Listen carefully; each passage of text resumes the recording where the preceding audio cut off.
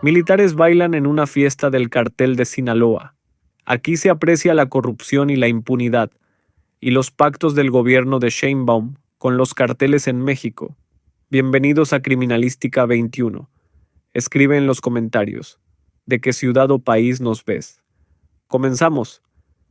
El sonido de los narcocorridos retumbaba en una hacienda al norte de Sinaloa. Las camionetas blindadas estacionadas en fila daban la bienvenida a los invitados, sicarios, halcones y, lo más sorprendente, militares en uniforme, con rifles al hombro y cerveza en mano. Las risas se mezclaban con el chocar de botellas y los aplausos cada vez que uno de los soldados subía al escenario a bailar con los miembros del cártel. La escena era clara.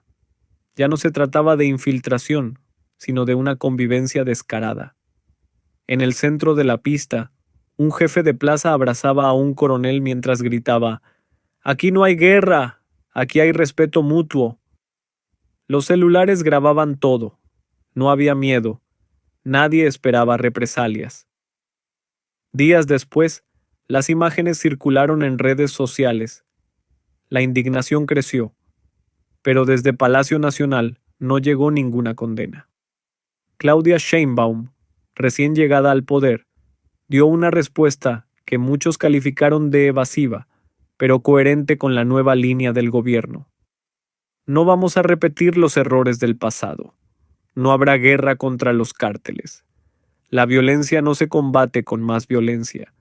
Fue allí cuando empezaron a apodarla la comandanta. Algunos lo decían con burla, otros con admiración, pero el sobrenombre se quedó.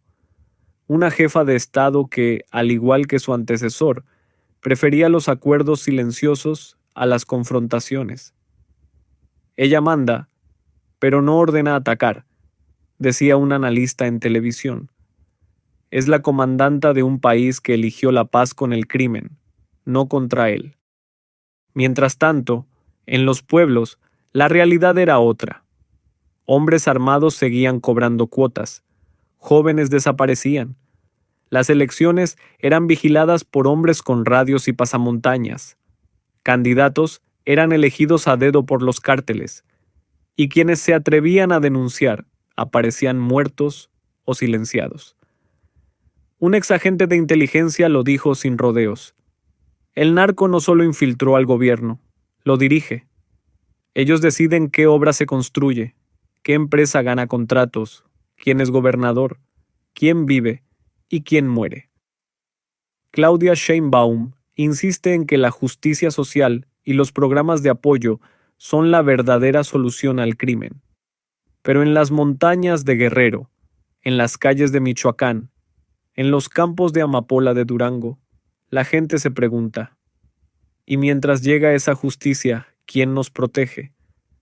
Los militares siguen bailando, las armas siguen circulando, y el gobierno repite: no hay guerra, solo abrazos, silencios y acuerdos que nadie se atreve a nombrar.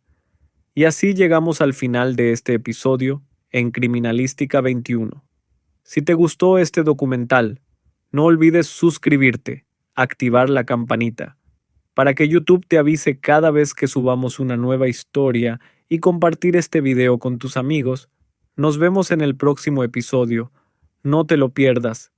Hasta entonces.